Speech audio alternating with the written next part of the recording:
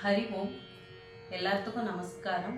இந்த பகவத்கீதா சீரீஸ்ல இந்த வீடியோல நம்ம 4வது அத்தியாயத்துல 21வது ஸ்லோகம்ல இருந்து கத்துக்கலாம்.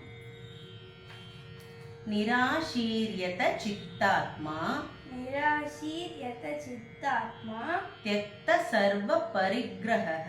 त्यक्त सर्व परिग्रहः शारीरं केवलं कर्म शारीरं केवलं कर्म कुर्वन् आप्नोति किल्बिषम् कुर्वन् आप्नोति किल्बिषम् निराशीर्यत चित्तात्मा त्यक्त सर्व परिग्रहः शारीरं केवलं कर्म कुर्वणाप्नोति किल्बिषम् यदृच्छालाभ संतुष्टो यदृच्छालाभसन्तुष्टो द्वन्द्वातीतो विमत्सरः द्वन्द्वातीतो विमत्सरः समसिद्धावसिद्धौ च समसिद्धावसिद्धौ च कृत्वापि न निपद्यते कृत्वापि न निपद्यते यदृच्छालाभ संतुष्टो द्वन्द्वातीतो विमत्सरः समसिद्धावसिद्धौ च कृत्वापि न निपद्यते गतसङ्गस्य मुक्तस्य गतसङ्गस्य मुक्तस्य ज्ञानावस्थितचेतसः ज्ञानावस्थितचेतसः यज्ञायाचरतः कर्म यज्ञायाचरतः कर्म समग्रं प्रविलीयते समग्रं प्रविलीयते गतसङ्गस्य मुक्तस्य ज्ञानावस्थितचेतसः यज्ञायाचरतः कर्म समग्रं प्रविलीयते ब्रह्मार्पणं ब्रह्महविः ब्रह्मार्पणं ब्रह्म हविः ब्रह्माग्नौ ब्रह्मणाहुतं ब्रह्माग्नौ ब्रह्मणाहुतं ब्रह्मैव तेन गन्तव्यं ब्रह्मैव तेन गन्तव्यं ब्रह्मकर्म समाधिना ब्रह्मकर्म समाधिना ब्रह्मार्पणं ब्रह्महविः ब्रह्माग्नौ ब्रह्मणाहुतं ब्रह्मैव तेन गन्तव्यं ब्रह्मकर्म समाधिना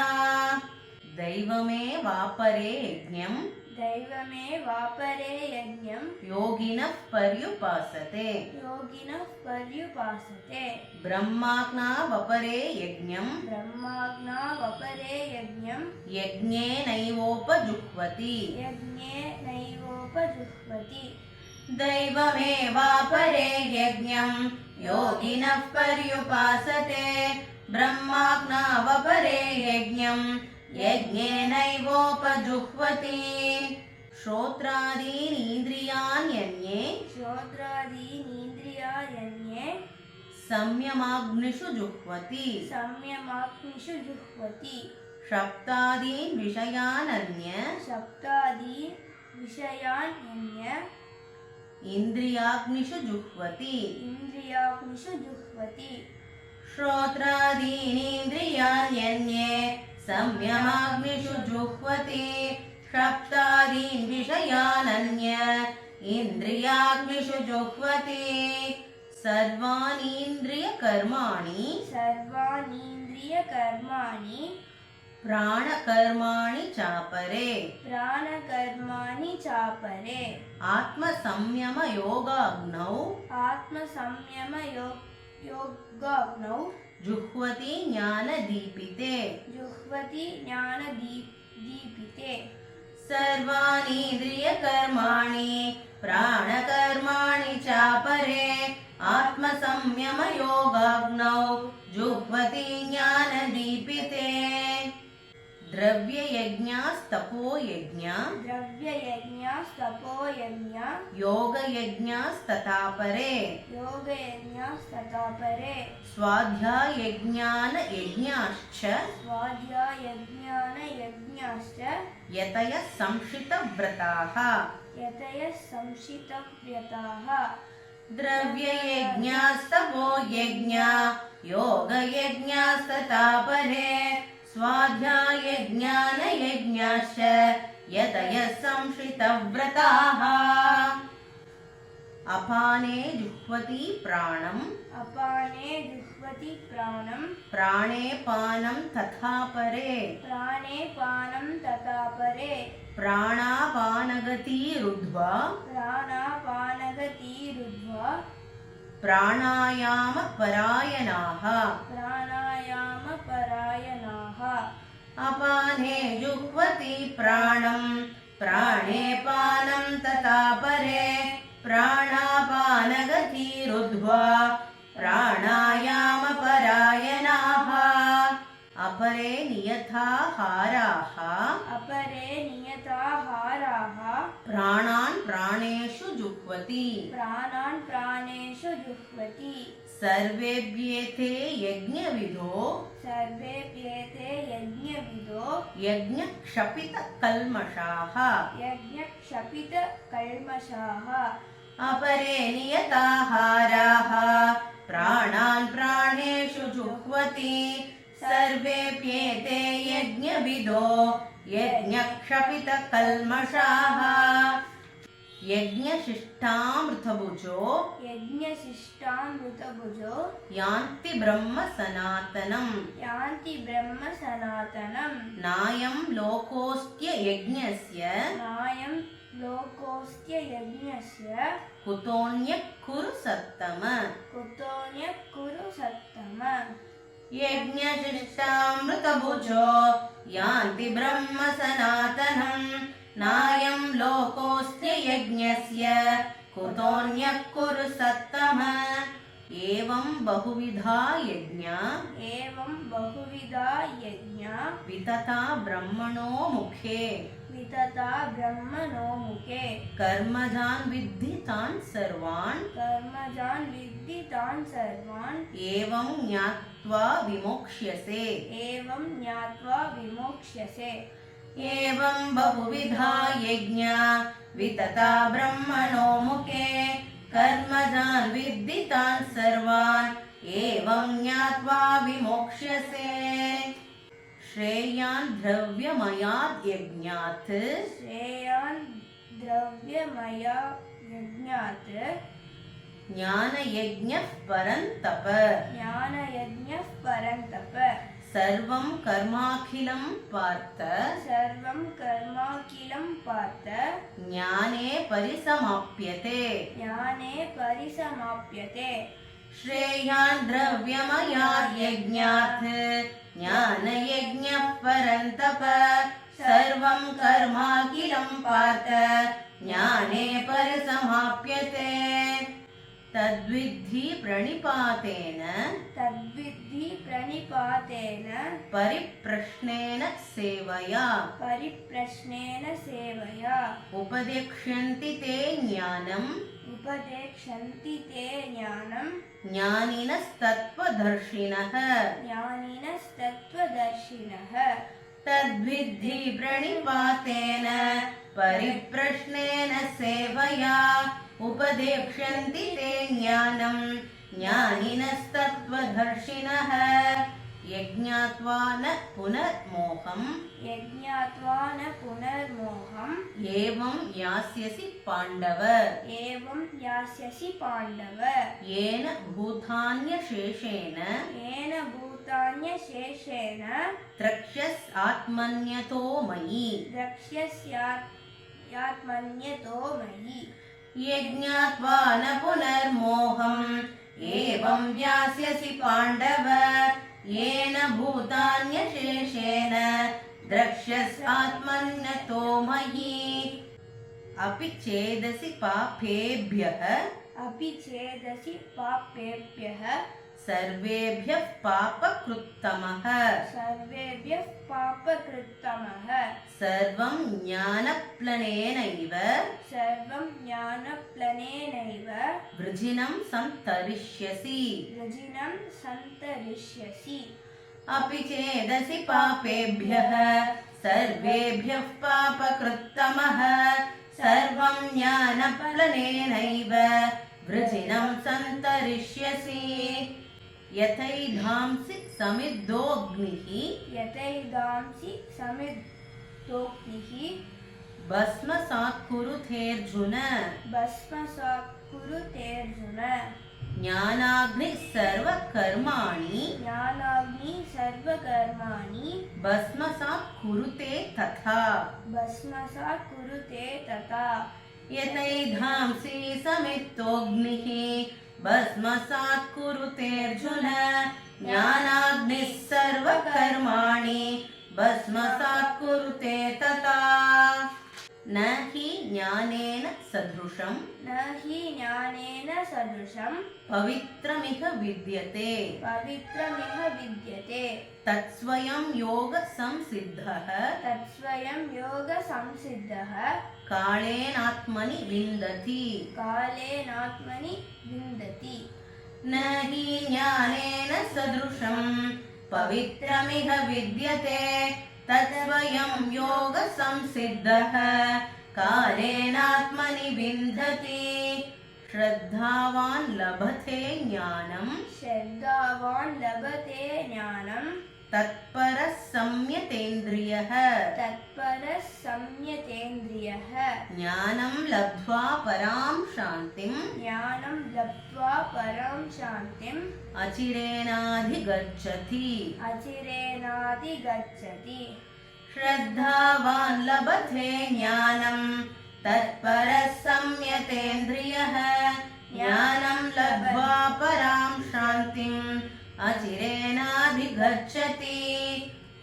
अज्ञश्च श्रद्धधानश्च अज्ञश्च श्रद्धदानश्च संशयात्मा विनश्यति संशयात्मा विनश्यति नायं लोकोऽस्ति न परो नायं लोकोऽस्ति न परो न सुखं संशयात्मनः न सुखं संशयात्मनः अज्ञश्च श्रद्धधानश्च संशयात्मा विनश्यति नायं लोकोऽस्ति न परो न सुखं संशयात्मनः योगसन्न्यस्तकर्माणं योगसन्न्यस्तकर्माणं ज्ञानसञ्छिन्न संशयम् ज्ञानसञ्छिन्न संशयम् आत्मवन्तं न कर्माणि आत्मवन्तं न कर्माणि निबध्नन्ति धनञ्जय निबध्नन्ति धनञ्जय योगसन्न्यस्तकर्माणं ज्ञानसञ्छिन्न संशयम् आत्मवन्तं न कर्माणि निबध्नन्ति धनञ्जय तस्मादज्ञानसम्भूतं तस्मादज्ञानसम्भूतं हृत्स्थं ज्ञानासिनात्मनः हृत्स्थं ज्ञानासिनात्मनः चित्वैनं संशयं योगम् चित्वैनं संशयं योगम् आतिष्ठोत्तिष्ठ भारत आतिष्ठोत्तिष्ठ भारत तस्मादज्ञानसम्भूतं हृत्स्थं ज्ञानासिनात्मनः चित्वैनं संशयं योगम् ஆதிஷ்டோத்திஷ்ட பாரத. இப்போ 21வது ஸ்லோகம்ல இருந்து ஒட்டுக்கா நம்ம பாராயணும்.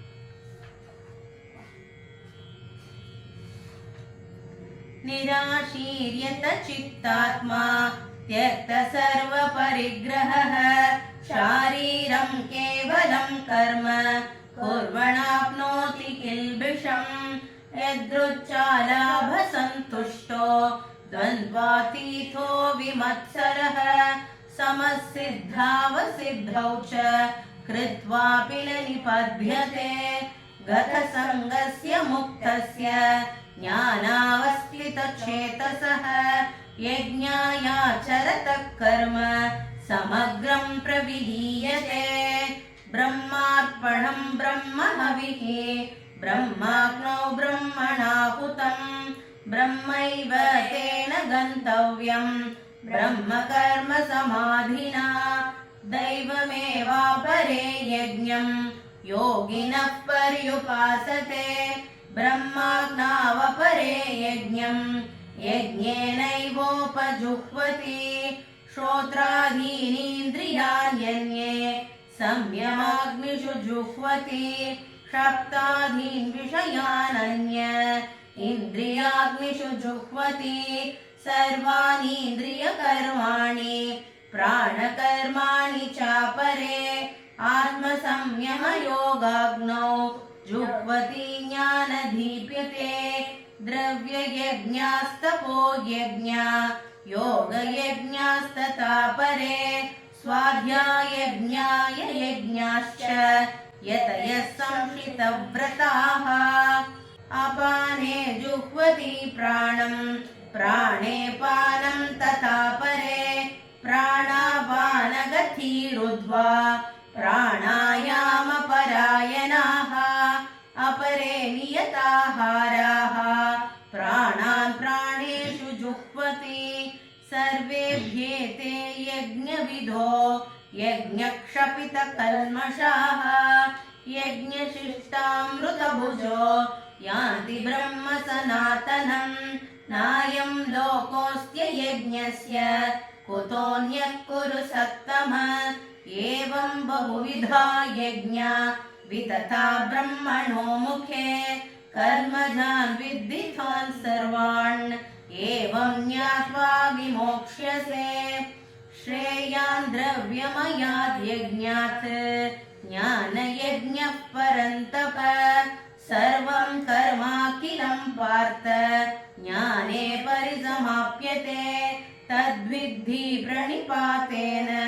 परिप्रश्नेन सेवया उपदेक्ष्यन्ति ते ज्ञानं ज्ञानिनस्तत्त्वदर्शिनः यज्ञात्वा न पुनर्मोहम् एवं यास्यसि पाण्डव येन भूतान्यशेषेण द्रक्ष्यस्यात्मन्यथो मयि अपि चेदसि पापेभ्यः सर्वेभ्यः पापकृत्तमः सर्वं ज्ञानप्लवेनैव वृजिनं सन्तरिष्यसि यतैधांसि समिद्धोऽग्निः भस्मसात् कुरुतेऽर्जुन ज्ञानाग्निः सर्वकर्माणि भस्मसात् कुरुते तथा न हि ज्ञानेन सदृशं पवित्रमिह विद्यते तत्स्वयं योगसंसिद्धः कालेनात्मनि विन्दति श्रद्धावान् लभते ज्ञानं तत्परः संयतेन्द्रियः ज्ञानं लब्ध्वा परां शान्तिम् अचिरेणाधिगच्छति अज्ञश्चाश्रद्धधानश्च संशयात्मा विनश्यति नायं लोकोऽस्ति न परो न सुखं संशयात्मनः योगसन्न्यस्तकर्माणं ज्ञानसञ्चिन्न संशयम् आत्मवन्तं न कर्माणि निबध्नन्ति धनञ्जय तस्मादज्ञानसम्भूतं हृत्स्थं ज्ञानासीनात्मनः चित्वैनं संशयं योगम् आतिष्ठोत्तिष्ठ भारत। ॐ तत्सदिति श्रीमद्भगवद्गीतासूपनिषत्सु ब्रह्मविद्यायां योगशास्त्रे श्रीकृष्णार्जुनसंवादे ज्ञानकर्मसन्न्यासयोगो नाम चतुर्थ